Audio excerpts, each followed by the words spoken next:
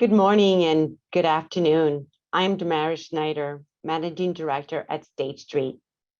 Welcome to the seventh in our series of conversations about justice, equity, and inclusion, hosted by Massachusetts Conference for Women, the Boston Globe, and State Street. At State Street, we launched our 10 actions with the goal of combating racism and inequality within State Street, the industry, and the communities where we live and work. You can learn more about our concrete actions by visiting our State Street website. Today, we're gathered to frankly address a too often unspoken question amongst those of us who care deeply about justice, equity, and inclusion. How can we stay engaged and mentally strong instead of yielding to burnout and getting overwhelmed? With the many challenges facing our world today, this is more important question than ever. And to lend insight and inspiration on our thinking about this, we're fortunate to have Dr. Stephanie Pinder-Amaker, a clinical psychologist and Harvard Medical School professor committed to achieving multicultural excellence in organizations. She's also McLean's Hospital's inaugural Chief Diversity, Equity, and Inclusion Officer, the founding director of McLean's College Mental Health Program, and consulting psychologist for the Boston Celtics. Dr. Pinder-Amaker is passionate about moving organizations beyond diversity by the numbers towards sustainable inclusivity and promoting culturally responsive mental health approaches. She has worked with dozens of universities, secondary schools, sports teams, and nonprofits to develop interventions at the intersection of socio-cultural identity and mental health. And her new book, Did That Just Happen?, has been nominated of several national awards and was named a top read for Black History Month by the Next Big Idea Club. After Dr. Pinder-Amaker makes opening remarks, she will also hear several in the trenches learned from these three executives.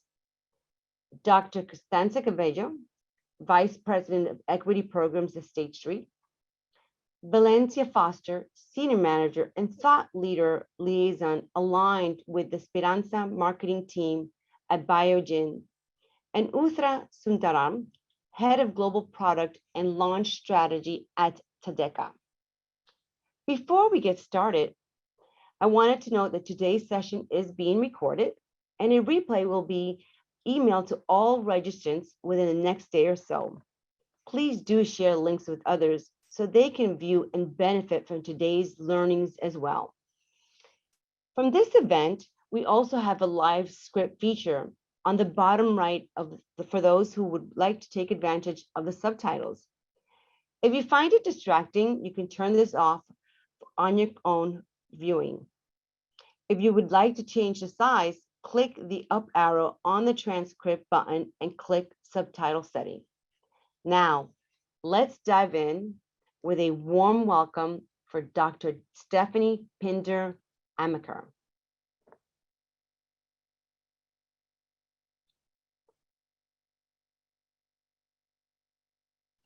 Hello, and thank you. Thank you so much for that very kind introduction. Let's go to screen share. There we are. I am so honored to be with all of you today, and also to be among these truly remarkable and I think you will find inspiring change agents. I cannot wait for you to hear what these women have to say. So you see on the screen, you're probably wondering, what are the question marks about? So full disclosure, I struggled a little bit with what I wanted to subtitle this initial section. And I actually began with something like remaining whole while fighting for social justice. The concept of remaining whole is really important to me personally and professionally. It was shared with me by a mentor many, many years ago, but it wasn't quite what I was looking for. And then I shifted to something about sustaining yourself through the storm. And that question was, in fact, inspired by one of the attendees who pre-submitted the question. And it's like, that wasn't quite it either. I actually think we're here today. I think we have a very special opportunity to talk about something more aspirational than eking by or hanging on for dear life, while engaging in what we all know to be this very important and yet very challenging work. As women, and more specifically as women of color, we want so much more for ourselves, for our families, for our communities, and for the systems that we are changing.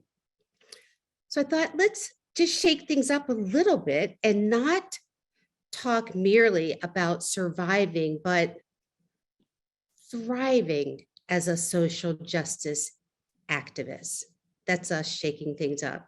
Thriving as a social justice activist, advocate, ally, all the A words. What does it actually mean? How does it look to thrive while doing this work? And how do we get there? What are the strategies that we can employ?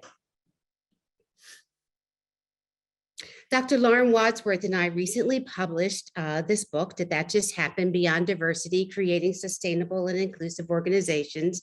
And we intended it to be this really practical, accessible guide that would help folks to move beyond what I refer to as diversity by the numbers toward greater inclusivity, so that people could feel like they can bring their full selves to the workplace or really to any space.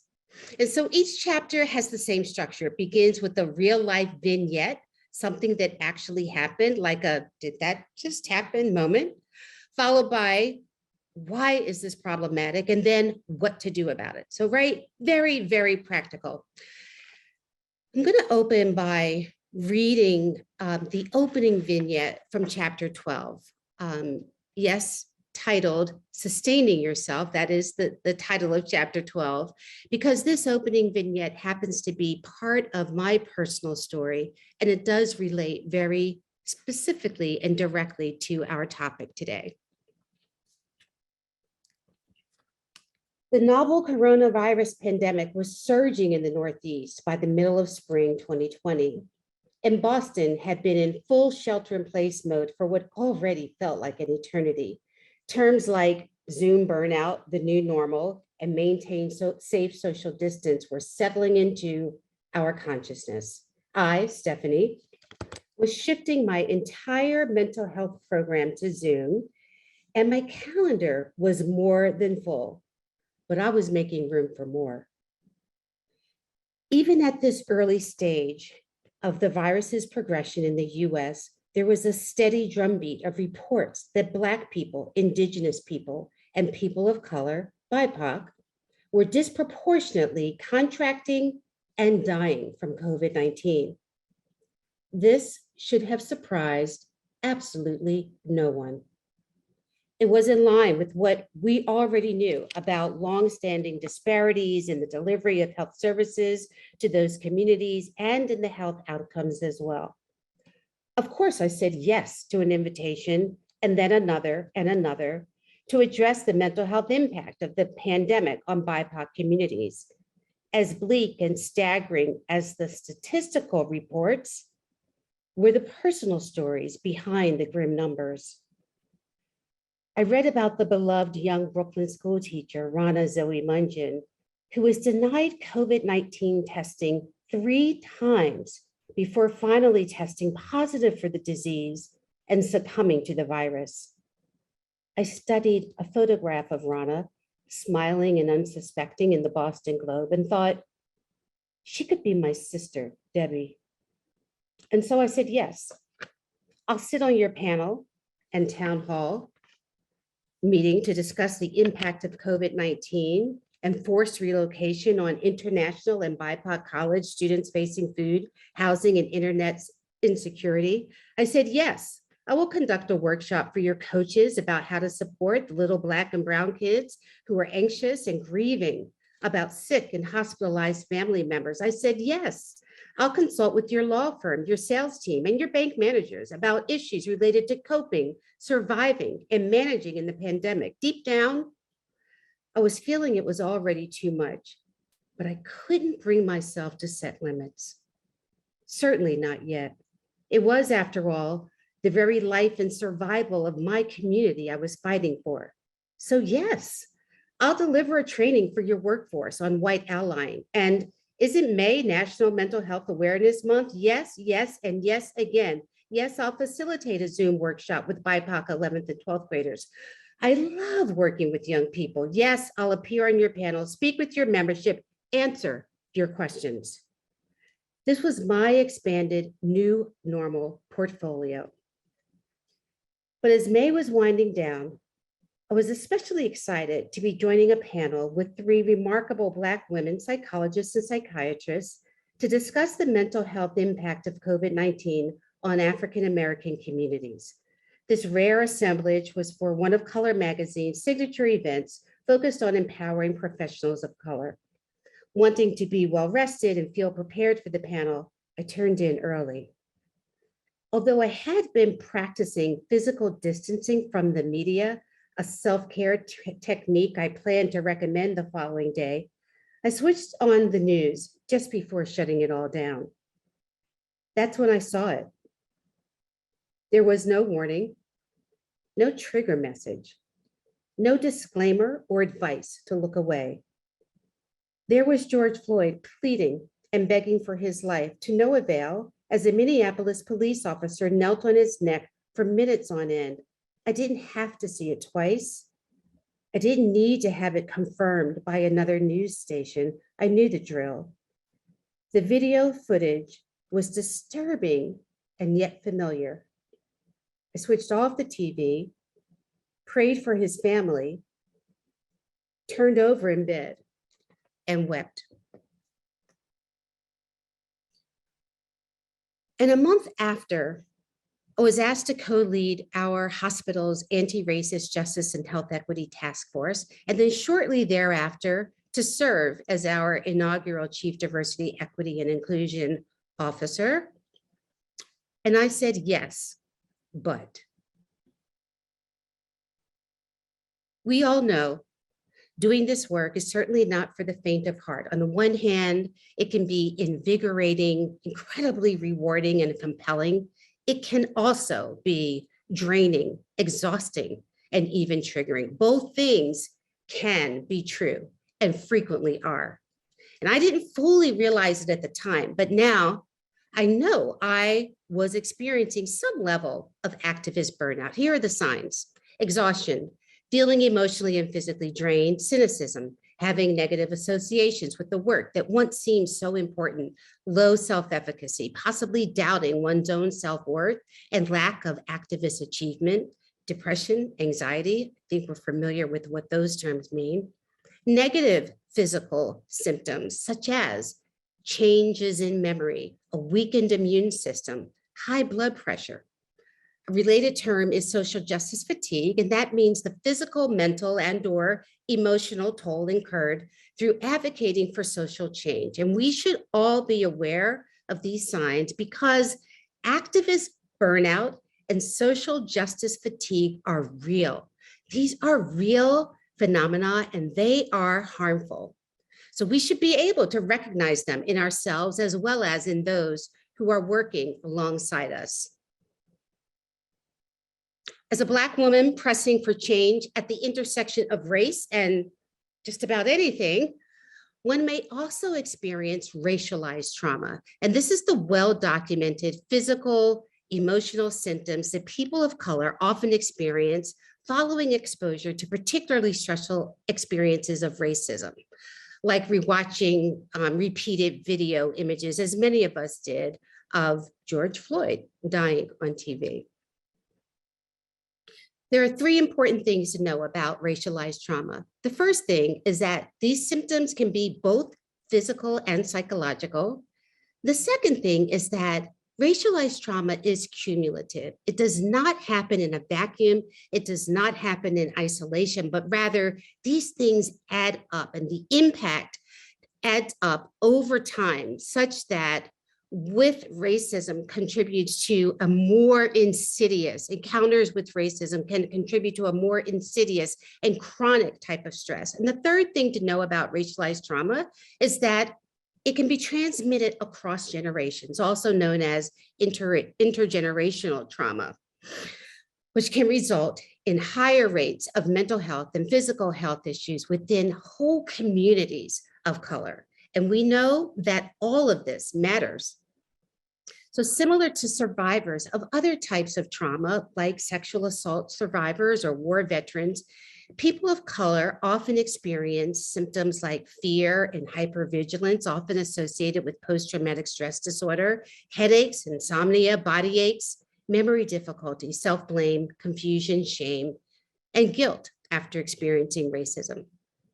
In our work, we hold a trauma-informed perspective.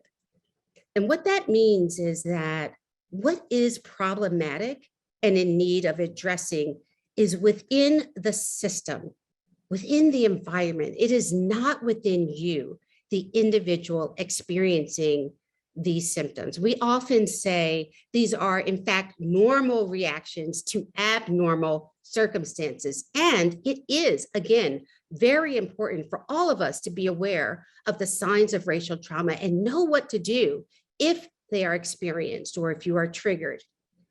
And at the same time, it is imperative that systems self-correct by dismantling oppressive practices, policies, and create anti-racist environments. And so since leaning into the role of CDIO, there have been dozens of lessons learned, strategies implemented, tears cried, prayers prayed, and skills practiced. And they have occurred for me at the personal, interpersonal, institution, and systems levels. And in a few minutes, we're going to hear a great deal of wisdom from our panelists regarding their experiences and their strategies, what works for them. But I wanted to kick us off by sharing with you one systems level strategy that has helped me to move from surviving to thriving in this role. So from day one of becoming the CDIO for my institution, actually even prior to accepting the role, I began promoting the model of shared responsibility. In every welcome address, every meet and greet, every, oh, hello, it's so nice to be initiated into this new role, every town hall, leadership forum, president's cabinet, staff meeting, and board meeting, everywhere I went, I spoke about shared responsibility and that this would be our framework for implementing diversity, equity, and inclusion, and justice and belonging in our system. And here's what I meant by that. These are the actual words that I used. The work belongs to all of us, according to the model of shared responsibility. It belongs to all of us. Every member of our organization must figure out their role in advancing diversity, equity, and inclusion. No one is excluded, everyone is included. And guess what? It's a privilege to get to do this work. The work is not marginalized, siloed, or an afterthought. Rather, it is integrated, amplified, centered, and prioritized. All mission elements must be re-envisioned through a DE&I lens. Together, we're going to do this together, right? We will establish our expectations and norms and standards of engagement for how we're going to lean into this work together. And we will celebrate and learn from each other as we continue to innovate in this important space. And so here's how it's practiced. Here's one example of what shared responsibility looks like in action. This is an initiative that we launched titled McLean Hospital Acts on DE&I. And this initiative highlights DE&I efforts, often grassroots efforts that are sprouting up all over the organization. It documents who's doing this work? How are they doing it? What are they doing? And then this information is shared, it's just blasted out in multiple venues. If you missed it here, you'll get to see it over here. And if you miss it there, you're going to hear about it over there. So shared many times across multiple venues. And then it's stored away to create an enduring blueprint. So again, we launched McLean Acts on DEI to support our model of shared responsibility. And in so doing, to facilitate our own standards of expectations and to create opportunities for us to continue to learn from and be inspired by each other. So how it works is an innovative body of work, a team, a group is identified and selected to be featured through McLean Acts on DEI. We invite them, they say, yes, what an honor. We're so happy to be selected. And then we have them complete a structured Q&A, which is then written up in an engaging all McLean newsletter titled McLean Acts on DE&I. They are then invited to present to our leadership forum comprised of about 150 to 175 middle management all across the system, where now in our leadership forum, McLean Acts is a standing agenda item. And then that presentation is recorded and all of this information is permanently stored in our McLean Acts section of our intranet, site for future reference. And so to date, we've already featured a new pipeline summer research program that grew up out of basic neuroscience for BIPOC college students, a psychiatric multi-site outreach effort to the Navajo Nation during the height of the pandemic. We featured a dynamic social justice task force set up by clinicians within another clinical program at the hospital. And we're about to feature a DEI consultation service developed by staff for staff who are learning to address identity-related patient and workforce challenges more effectively. So you get it, right? A broad range of featured efforts happening all across our mission elements of clinical research and training. And this is an example that occurred just a couple of weeks ago of what it looks like when it works. In this example, at Program X, a member from a program approached me, a different program approached me with a proposal to increase access to their services, the services of their unit, their psychiatric services for BIPOC patients, which has been a longstanding challenge. And so I was able to look over the proposal and provide some, guidance and yes, this sounds great. And then in that same initial meeting, I was able to direct them to our McLean Acts section of our SharePoint site, where they found a treasure trove, this blueprint from another hospital program that had attempted to do the exact thing 2 years ago and had been featured through McLean Acts on DEI. And in this blueprint included that program's formal project charter, the slides, the recorded presentation, data that they acquired, what worked, what didn't work, try this, don't try that, lessons learned, and very importantly, the names of colleagues that they could then contact directly for additional support, instruction, and guidance. And so consequently, Program X here didn't have to begin at square one. Rather, they were able to build upon the documented prior efforts and really hit the ground running for this critical initiative to make mental health services more accessible to people of color. And this is how it felt. When in that moment, I realized that I didn't have to reinvent the wheel. I didn't have to troubleshoot right off the bat, nor did I have to take the helm or launch a new task force or a committee. And it was precisely in that moment that I knew I could remain in this role and begin to thrive, and that both things are possible. And this is me, just like jumping for joy. Well, it's not really me, but what I imagine myself to have looked like, what I was feeling was, yes, this is possible. really energized and really invigorated and enthusiastic to keep doing the work. And now we're going to get to hear from our panelists and hear about their experiences and strategies.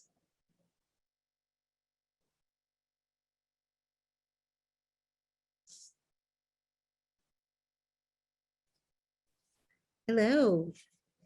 Hi. Hi. Stephanie. So, welcome again. Just like what an honor to be in this space with each of you. I want to start with a question for you, Constanza, who has given us permission to call her Connie. How have you experienced compassion fatigue? When was the last time that you truly felt burnt out?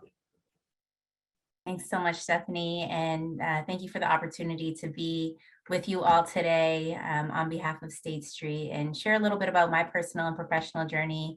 I think this is such an important conversation and one that we need to continuously make space for.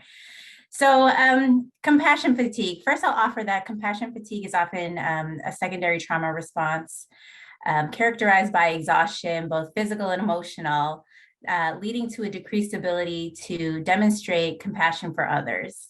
And so, as we keep that definition in mind, I think we can all probably remember a time where we felt that compassion fatigue. So like many of you, I decided I wanted to work in justice, equity, and inclusion work because it's a deep passion of mine, right? I don't know if there's anything else I could really do because I feel like I've been called to this work and it's my life's work.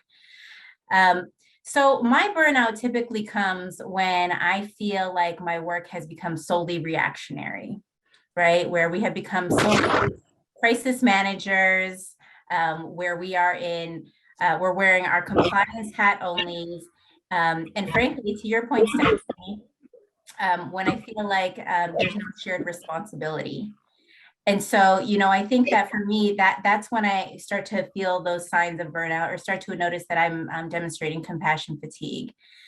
So I think the whole year of 2021, I don't need to go into details for many of us, was a year when I had waves of compassion fatigue and activist burnout.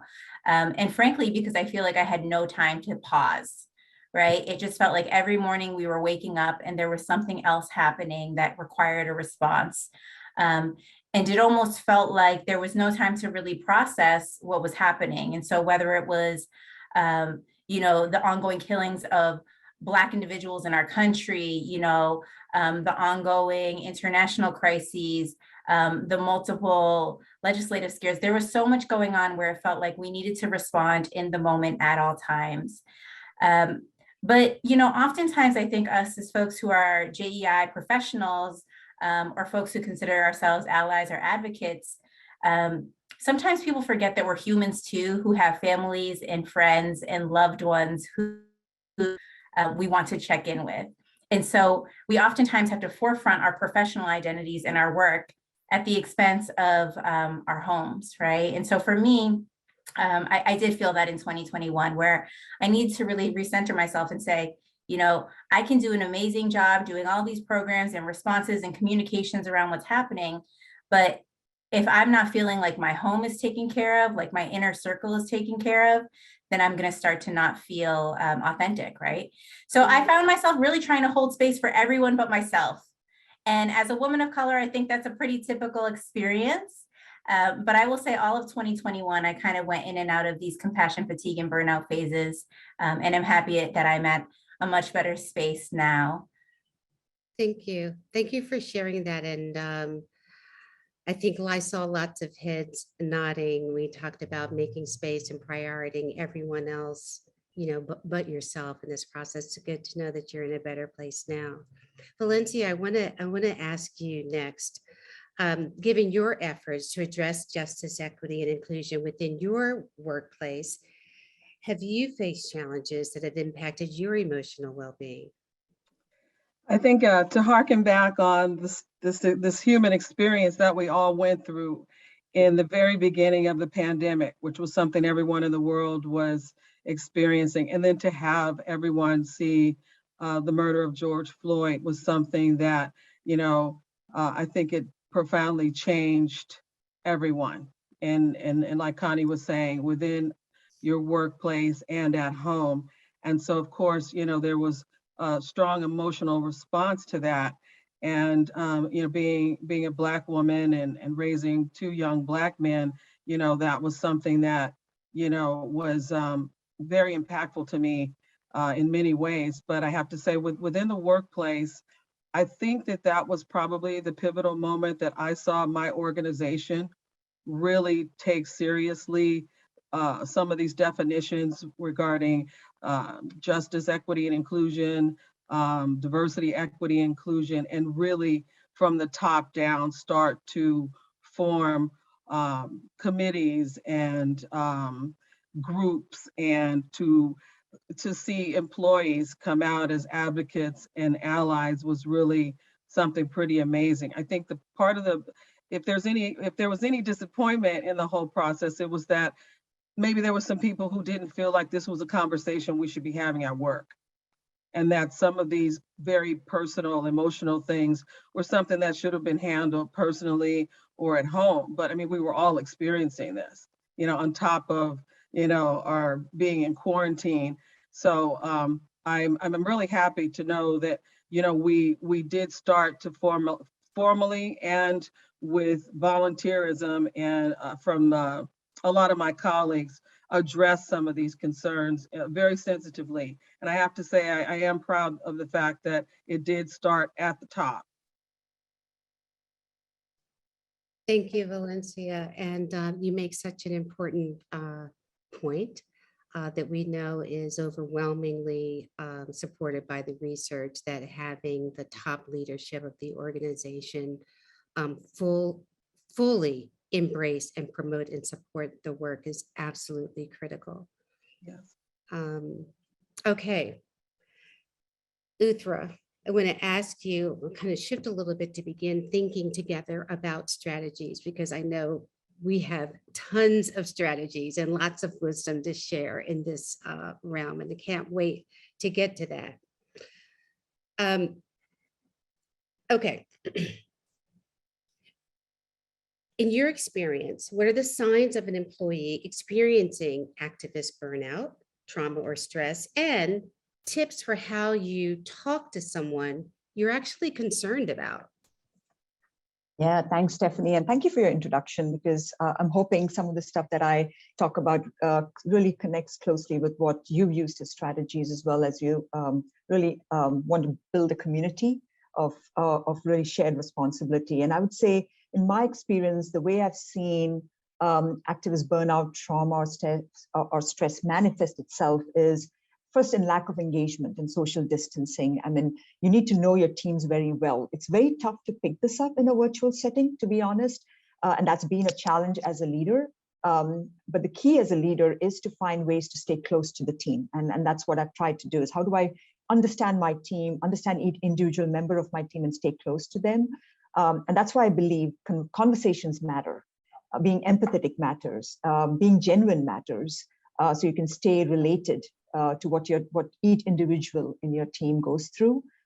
It's very important also not being callous or indifferent to what's happening in our society, because what's happening outside is most probably impacting everything that's happening within an organization.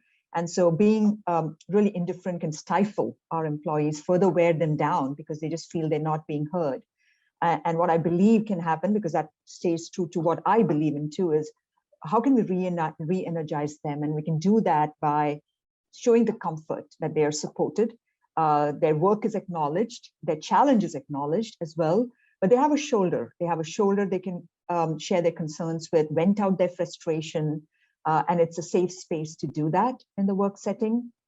And as I think about the more hybrid approach, like today I am in my workplace, I've actually had face-to-face interactions with a few of my team members.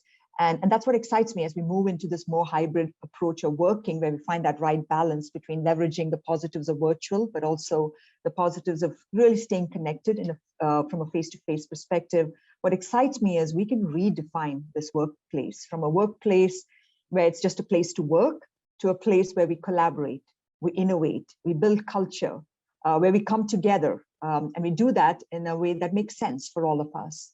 And I think this will help us build the bonds that were tough to build in the virtual setting, but we can take what we've built there and reinforce it now. And my biggest tip really, I don't think I'm perfect as a leader here, and every day I learn. And my biggest tip is really talking to someone, but doing that by going all in with a lot of humility, no prior judgment, because I have my filters.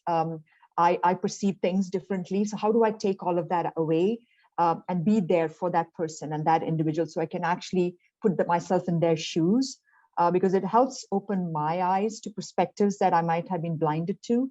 And going back to really what you said around the shared responsibility, I think it results in us co-creating solutions that work for everyone involved. And I think the more we do these things together, and the more we understand each other, I think the more we can actually be aware of some of the issues that come through as we take on bigger missions in our lives, but knowing fully well that we have the right support structure, not just at home, but also in the workplace. Yes. Absolutely. Thank you for that. I think just so resonate with the idea of building a community of practice. It's so much more invigorating and exciting to see the innovation that can come out when people are working together and really learning from each other and being inspired by each other. And you also tapped into something really important, this theme of cultural humility. And I love that you said that, just kind of this basic humility about knowing, I'm sure everyone here brings this to the work, like recognizing that there's so much to learn, that we are learning more every day, right? That we can't, and it's a journey that never ends. And it's such a fundamental, basic tenet of this work to understand that process never ends. I want to come back to you, Connie, and just begin to talk a little bit about like some personal strategies that we might be using to be helpful in this space. I want to ask, what are your strategies to stay engaged with justice work, both professionally and personally? We've all talked about like this theme of sustainability, right? It's so important. And I'm really big on sustainability. What sustains you? How do you do that? How do you stay engaged both personally and professionally in doing this work? Sure. So I think you'll hear us all coming back to this idea of teamwork and shared responsibility quite a bit, because that is such a key tool in being sustained, right? And so, I think allies are great, but I really much more appreciate co-conspirators, right? Folks who are willing to do the work with me, not just support from afar, but get in the trenches and do the work. And so we have many allies who might support the work, but are they actually, getting in there and doing it with you? And so at State Street, we have our 10 actions to address racism and inequality. And within those 10 actions, we have 10 work streams. And those work streams are with folks from all over the business, covering topics from representation to training to supplier diversity to asset stewardship, et cetera, et cetera, et cetera. And what I love about these 10 actions is they're not the global inclusion, diversity, and equity team's 10 actions. They're not the CEO's 10 actions. They're State Street's 10 actions. And so for us, that's just been such a key way for us to have all hands on deck and engage in this work. And so we have many volunteers who are helping to advance our priorities and goals with us. So that teamwork is absolutely critical. In terms of individually, I think first and foremost, I have to pace myself. Social justice is a process and a goal, and it never ends, right? There's never a point where you say, we've done everything we can do, let's close this task and, not look back. There's always something to do. And so I think pacing myself has just been really important, and celebrating those small wins. Because sometimes we're looking for those big wins, but sometimes those small wins really need to be celebrated so that we can ensure that we feel good about the progress that we are making. We also talked about kind of a community of practice, which I was going to mention. But then personally, I'll share, I've been following and learning a lot about this organization called the NAP Ministry, where they talk about rest as a form of resistance. right? And so I'm the kind of person, when I might be feeling overwhelmed, my first instinct is to throw myself in and do 10,000 things. And so I've been challenging myself to say, okay, maybe I need to rest, take a pause, recharge so that I can engage in this work in a way that really demonstrates my values. So I think that's been really important for me. And then, centering joy. I love what Cory Booker was saying yesterday on the confirmation hearings about, we're not in these tense moments, we're not going to let folks steal our joy, right? We are going to celebrate the monumental accomplishments that are happening before us. And even, like I said, even the small wins. But then, for me personally, I have to work out at least like 5 times a week, like releasing the stress from my body is important. I do my best thinking when I'm running. And so that's a really important time for me to just make space for myself. And then, of course, have my team around me, right? My family, my chosen family, my dog, my community of friends that remind me that I am more just justice, equity, and inclusion professional. So, I think that those are all some ways that I stay engaged. Very nice. You're really the NAP ministry. Love that. And love that you're really talking so much about self-care in some real specific ways that you really take care of yourself to make this work possible. Because you are so much more than your work, as we are all so much more than our work as justice, equity, and inclusion folks. Valencia, what about you? What sustained you, and are there some specific strategies or skills that you use to get, especially through some really difficult moments? I love that idea of rest as resistance. As we talk about these things happening in the workplace and simultaneously dealing with things in our personal lives with this shared experience that we've had during the pandemic, I'm thinking about how we've dealt with that at work. And it seems that it's like the first wave of our groups of employee resource networks, which are there. We have about 6 to 7, I think, the representing minorities, women, the LGBTQIA community, veterans, and disabled. We spent 2020 probably learning more about each other and having these conversations and, promoting our ability to tap into our empathy for others and that learning. And so I felt I'm a big believer in telling stories, and that's those stories help build bridges between people who may not know much about others. We had some dialogue about what was happening with violence against the Asian community. We're coming out of the issue with George Floyd. And so I realized that in 2020, it was all about learning more about each other. And so we did have a lot of those conversations. And, what a way to capture everyone's attention when we're all on our computers and Zoom is right there and available. But what I saw the second year, which was 2021, with all of these groups within my organization and outside, it's like the term self-care, is trending. And so most of our groups shifted over. The programs that they put forth all dealt with dealing with stress and dealing with confinement and dealing with all of these issues. So the themes were mostly around self-care. I hope that what I was able to do was contribute to the conversation with some of my own strategies. And I've been meditating for about 6 years consistently, depending on what's going on, some days more than others. But I find it's a place for me to decompress. And, some people say, well, I'm not good at it. You don't have to be good at it. You just have to make the time. And just in that moment of silence, if you focus more on how you feel after you meditate, then you realize it's beneficial, because our brain is a sensory organ. We have everything coming in. There's no way you can completely shut your brain off, but you can get some respite from taking the time to just be in that space, with regard to meditation. And I talk about it as much as I can, share it with my family, friends, and with coworkers. Sometimes things become trendy, but I believe that the trend of self-care is one that we should continue to manifest in our lives daily, all of us, so that we can thrive rather than just survive. That's wonderful. And so amazing that you've been doing that for 6 years. It reminds me of so much of what you're saying. It just reminds me of a space we've created. We have a multicultural psychology consultation team, and we meet every week to address clinical concerns and to get support and direction for doing the work, but also to support each other. And a couple of things, I'll just throw in a couple of strategies that you just made me think of. We always begin with a 2-minute meditation.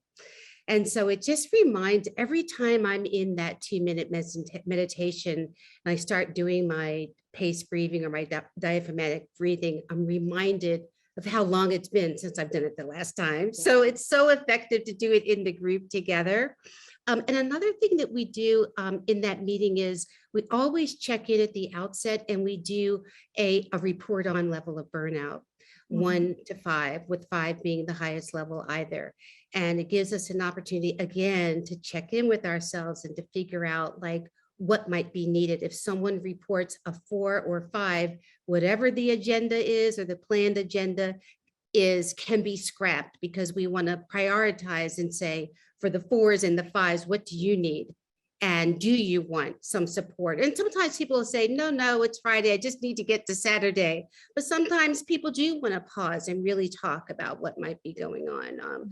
Just thinking about some ways of taking these self-care strategies and bringing them, making them part of the culture in the workplace. A final thing that we do is, not a final thing, but just one other quick thing is, on Monday morning, first staff meeting for the DEIO office, we have people report out on their self-care over the weekend. So people make a commitment on Friday, but then let's come back like, did you actually do that thing? And I find it personally really helpful. Okay, let's go to Uthra. I want to ask you we talked earlier, we've been talking, and we all know that COVID has disproportionately impacted people of color and women on so many levels. Additionally, our country reached a tipping point around racial injustice. How have these changed how companies look at employee wellness and how you might be looking at employee wellness? And has Takeda changed its approach to supporting employees as we're talking about sort of taking some of our personal strategies and figuring out how to bring them into the workplace as part of the culture?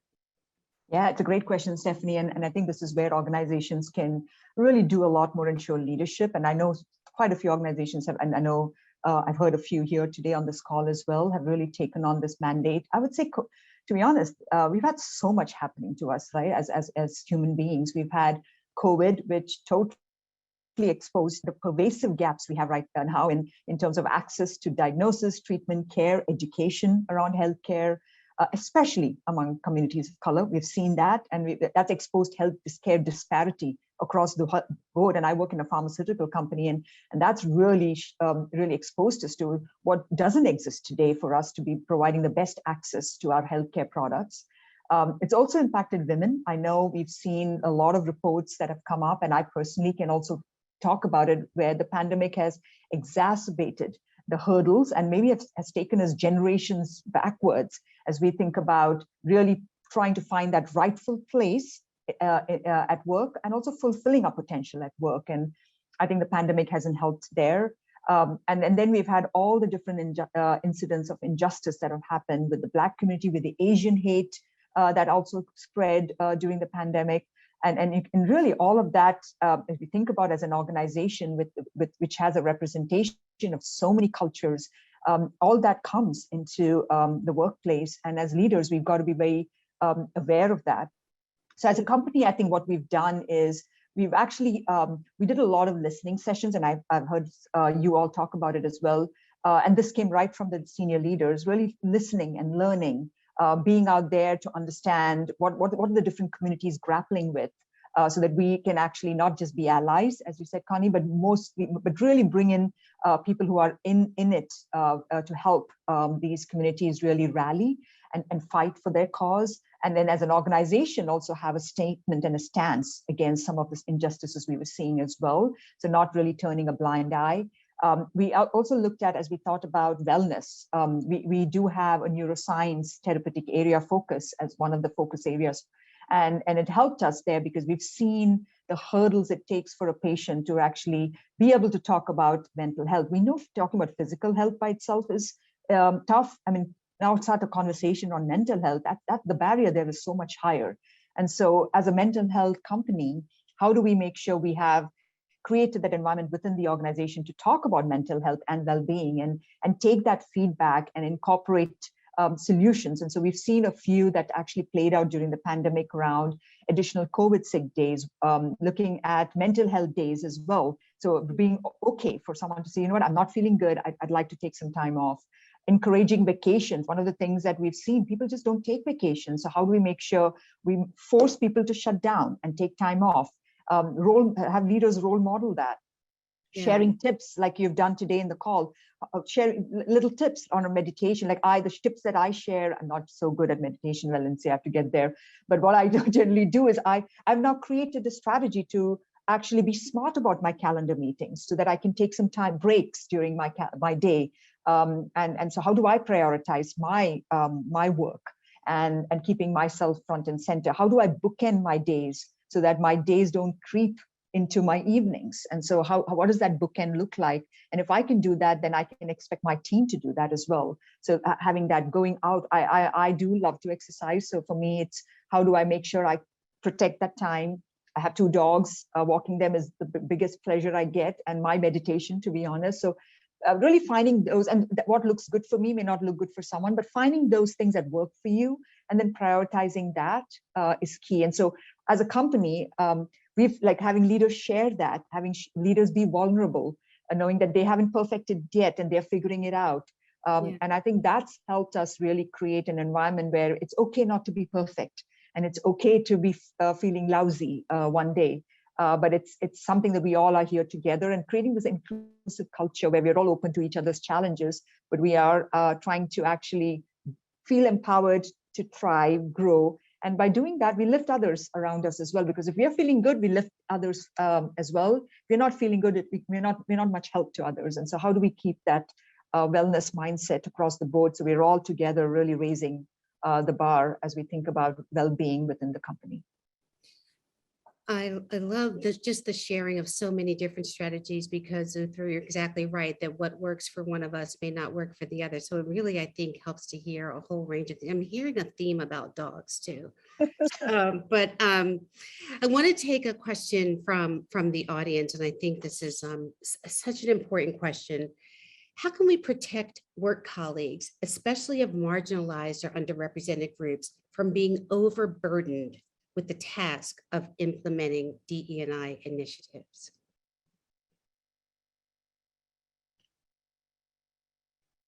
I can start. So I think this is such an important question because we know it happens, right? And so I think that one is you got to look at your systems and structures. So, you know, for me, and there was a related question in here too about, you know, how do we make sure that this is part of the work, right? How are folks being rewarded or recognized for their work in this area? We know that people of color are oftentimes, you know, the diversity leads in their area when, you know, they signed up to be an engineer, right? So, you know, I think that it's really getting critical of our systems and saying, okay, if we know this work is important, how are we valuing it the same way we value other contributions to the company and organization? So, you know, I think that that's a really important one for us. I know at State Street, we've started asking our managers to include performance priorities in IDE. We've also, you know, I'm getting some feedback. We're also, sorry, I think I'm getting some feedback. Anybody else hearing that? I can hear it, yeah. Yeah. So again, I will just say that just really being critical of your systems and structures and how we reward folks for their efforts. I echo that. Actually, it comes back to the reward mechanisms, because they're heroes. You're right. These are not, you see leaders step in and they don't have the leadership tools. Like some of them actually need that support to be those leaders. And it's how do you create that environment where they succeed but they're also a mechanism where it's part of their goals. So their managers know the effort that they're putting around these initiatives, and then making sure that as we create these resource groups, that they're getting the right level of support, both from the company, but also from the broader employee base, so that they're not a few people trying to solve a bigger problem. So if I could add to that, I am not responsible for DE&I in my role at my company, but I am very involved in certain groups with DE&I within my division, and I'm also a global chapter leader for our LGBTQIA employee resource network. And so for me to answer that question within the context of that community, it was like, there was a need there. Even though I'm involved in groups that talk about issues that pertain to women and people of color, I felt that I needed to, from a personal perspective and my interest as an ally because of my loved one, my son, I wanted to make sure that when my son moves into the workforce, that he has a feeling of acceptance and inclusion, and he can thrive in whatever he does. And with regard to my colleagues that I was working with, I thought, you know what, I want to work alongside of my colleagues and do my best. So I think to me, it still goes back to stories. And it goes back to talking to people and finding out, whether, you're an ally who supports someone, or if you're an ally who is, representing people respectfully when they're not in the room. Whatever you can do to advance that level of inclusion, whether you're working on a small scale from a grassroots standpoint in your organization, or like our organization that does have executive leaders aligned with each one of those employee resource networks. And so I find that if you are talking to people and if you're bold enough to ask for help, that most people will say yes. But I'm impressed with the fact that most people have not had to be asked. They've just stepped up, which I'm really proud of. That is incredibly impressive. And this conversation could go on, I feel like, for several more hours, but we are at time. I cannot believe it. Thank you so very much for sharing your wisdom and experiences with our audience today at the personal, interpersonal, system, structural, institutional levels. It's all just been incredible. I want to thank all of you, our audience, for joining us today.